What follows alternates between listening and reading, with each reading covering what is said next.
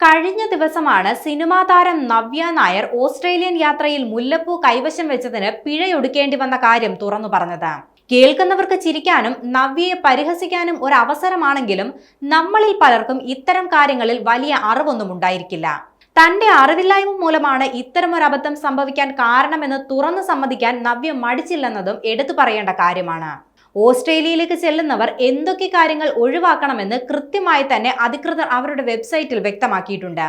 പക്ഷേ നമ്മൾ സർവ്വസാധാരണമായി ഉപയോഗിക്കുന്ന ഒരു സാധനത്തിന് ഇത്തരത്തിലൊരു നിയന്ത്രണം ഉണ്ടാവുമെന്ന ചിന്ത സാധാരണക്കാർക്ക് ഒരിക്കലും ഉണ്ടാകില്ല.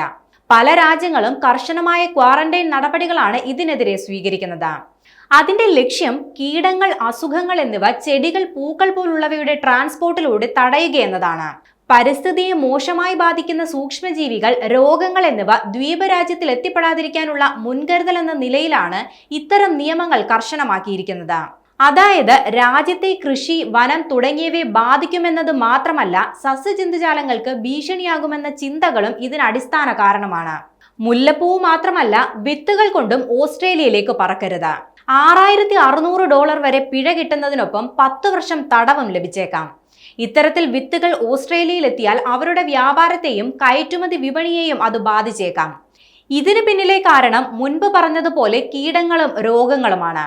കർശനമായ ബയോസെക്യൂരിറ്റി കണ്ടീഷനുകൾ പാലിക്കുന്ന വിത്തുകളുമായി മാത്രം യാത്ര ചെയ്യാൻ ശ്രമിക്കുക.